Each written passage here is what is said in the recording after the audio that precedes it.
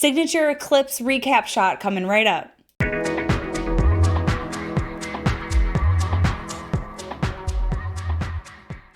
What's up, everyone? I'm back with another astrology shot for you. And this is kind of a special one because what we're going to do is we're going to look backwards, not forwards. We're going to do a little eclipse season recap because it has been wild. And I haven't checked in with you all in about a week because the end of October was so crazy. And I've just been feeling sort of burnt out from this Mars retrograde.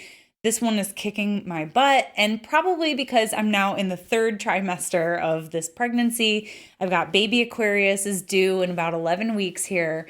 And if you'll notice, I've got a little scenery change because we're rearranging our house in order to make room for the baby. So I don't have everything completed, as you'll see, but next time. So let's do a little eclipse season recap. So we had our first eclipse. Our first eclipse was a solar eclipse on October 25th, 2022. This was an eclipse at 2 degrees Scorpio, and it was conjunct of Venus Cazimi. So we know that Venus deals with finances, and that ended up being the biggest theme for this eclipse. I know I was worried about how it would affect women's reproductive health, but we'll get there. It ended up being a lot about finances. So in the wake of this eclipse conjunct Venus, where Venus was essentially eclipsed, right? So the power of Venus in a detriment sign was both sort of like enhanced and also further debilitated. We saw huge financial losses. Fortunately, a lot of the big headlines were for people who could afford to lose, Meta was reported to have lost $730 billion since September of 2021. That's the most that a company has lost, like, ever. And that is just an insane amount of money. And so that headline came out amidst, like, Meta, basically, like, a lot of people growing concerned about Mark Zuckerberg's, like, fake VR, like, low quality sort of universe that he's creating, the metaverse or whatever. We also saw the whole Twitter fiasco, which I need to connect now, the second eclipse, because this eclipse was conjunct Uranus, which was a wild card energy. And we're going to talk more about what everything that happened with Twitter Blue. But basically, he ended up losing a lot of money in this deal, too. His fortune fell. A lot of that was more due to Tesla, just like the stocks sort of crashing and everything like that. But his fortune fell 35%. That's $100 billion. This is so much money. Like, we can't even think about how much that is, you and I, average people. Then Kanye, like, on the day of the solar eclipse, loses his billionaire status due to anti-Semitic statements, losing $2 billion in one day. So this was largely due to when Adidas cut ties with him. So we're seeing huge financial losses, yeah?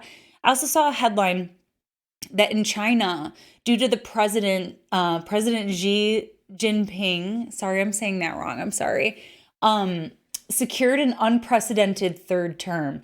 And China's wealthiest people lost $13 billion in one day.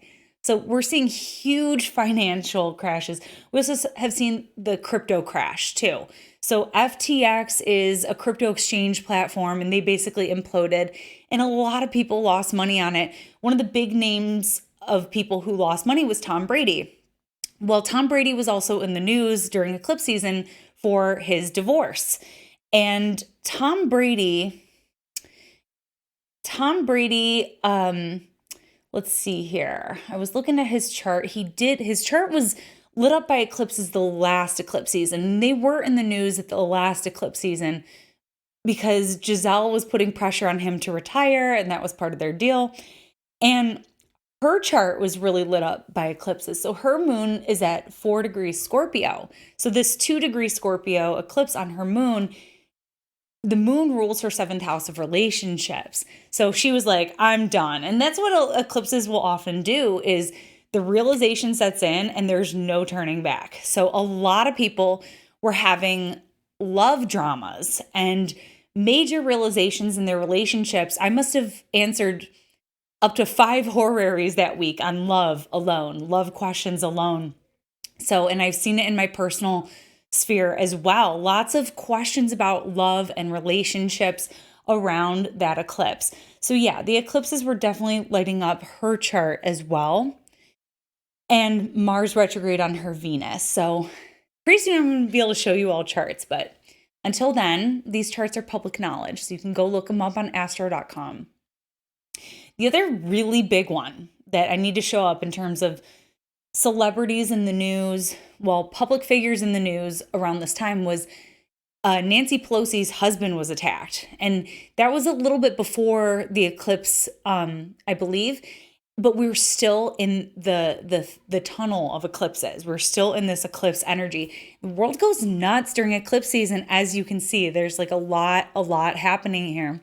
So the fact that we were seeing, and there were other like local officials that I saw too that were like getting attacked and threatened, largely on the Democratic side, who were the victims of these threats and these attacks. So that was astounding. That was appalling. It's insane that sort of behavior is being condoned. It's scary. But let's go back, because there's a couple more financial themes. Like Taylor Swift set some records with the amount of songs she put on the Billboard in like a week or in a day. Like, she was setting some records too in terms of her success. And some people were thinking that was sort of like karma, rebalancing the scales, like with Kanye taking a step back and Taylor Swift like having this celebratory moment in her career.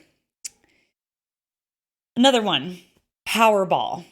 So the Powerball here in the United States swelled. I saw that headline. The Powerball swelled to over $1 trillion, still with no winner. So that was sort of a Venusian financial theme as well. But I was looking at it more as like a Jupiter and Pisces thing. Like Jupiter, if you remember, right around that eclipse, retrograded back into Pisces, the sign of its domicile, where we can celebrate even more expansion and abundance. And I've been in conversation with a lot of astrologers about this over the last year, about Jupiter and Pisces and the swelling and inflation and everything like that. So, inflation is also grabbing headlines during eclipse season as we're seeing big tech layoffs. So that's the other thing with Meta and Twitter and everything going on, laying off huge numbers of their staff. That's where we see the Venus in the eclipse affecting us, like people are losing their jobs, people are losing their livelihood. And meanwhile, as all this is happening, interest rates are going up and we're seeing like this crypto crash. So you can see all the big Venus eclipse themes here, yeah? Well, our second eclipse, the lunar eclipse, was ruled by this Venus. So that's why we saw those themes really continue over the last couple weeks. While eclipse season isn't quite over, the eclipses are done. So we're still seeing these headlines trickle in. I want to talk about the lunar eclipse. The lunar eclipse on November 8th. We were expecting it to be kind of wild and unpredictable because it was election day here for us in the United States. And thankfully, because, and I said this in my last video on the lunar eclipse, was that the only hope that I had was that this was involving the Saturn-Uranus square. And with this closing square, progress is imminent. We saw that, it wasn't just the red wave not really being more than a pink stain, as some as some headlines were saying. But I guess Putin also lost, and there was also some other like oppressive politicians in other countries that lost major elections at that time. The scary thing that's going on is in Iran. That is still a scary situation. I just saw that the parliament like voted to punish protesters by death. So there's like a ton of protesters that are potentially facing a death penalty, which is something to keep an eye out for, because that is terrifying, to silence people like that. But as I started to see the headlines develop, I knew that this Uranian energy was going to show up more as like a Prometheus. If you read Cosmos and Psyche, Richard Tarnas, brilliant astrologer, and basically makes the case that the planet Uranus is not like the primordial sky god Uranus.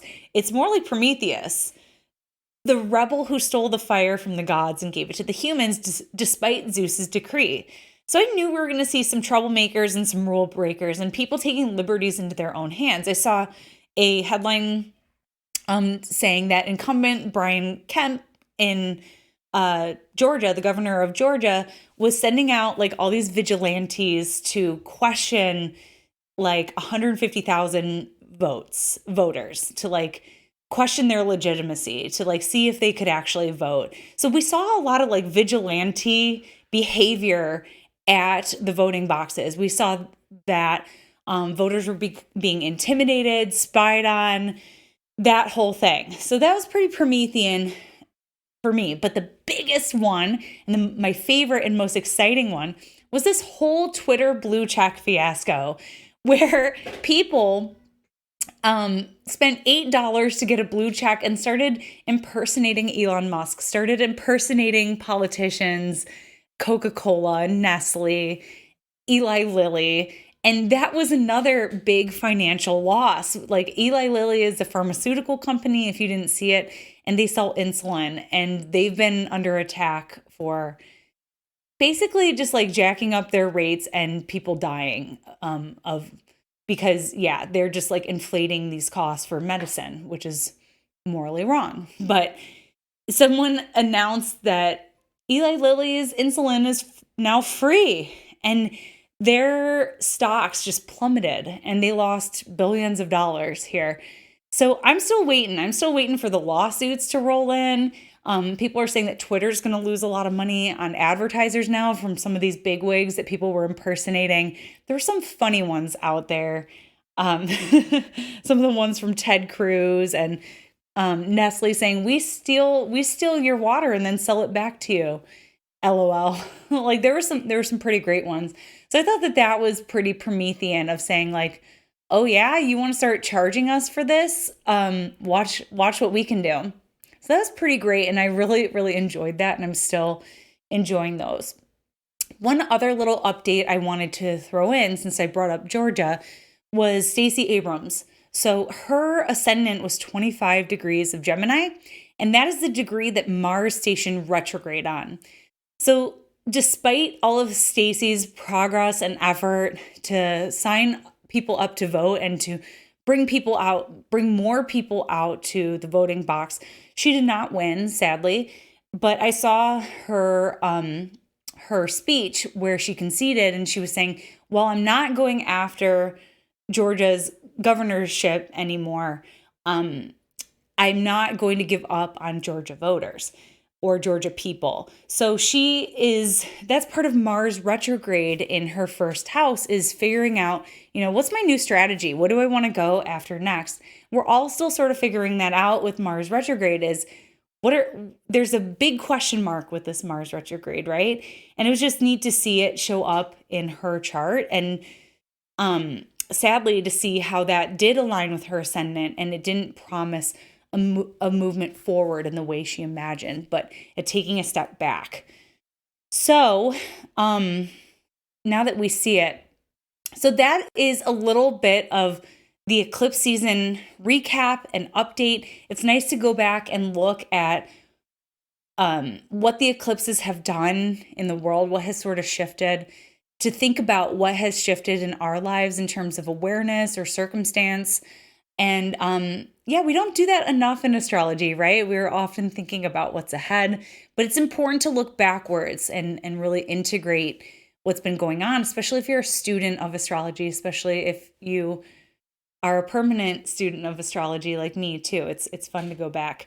So I hope that was entertaining for you and also supportive of your understanding. And I'll catch you next time. Bye. Thanks for tuning in with me today. For more astrology in your world, you can connect with me on all platforms at Astro Catherine. You can also find me at catherineurban.com, where you can book your one-on-one consultation and get insights for your chart for the year ahead.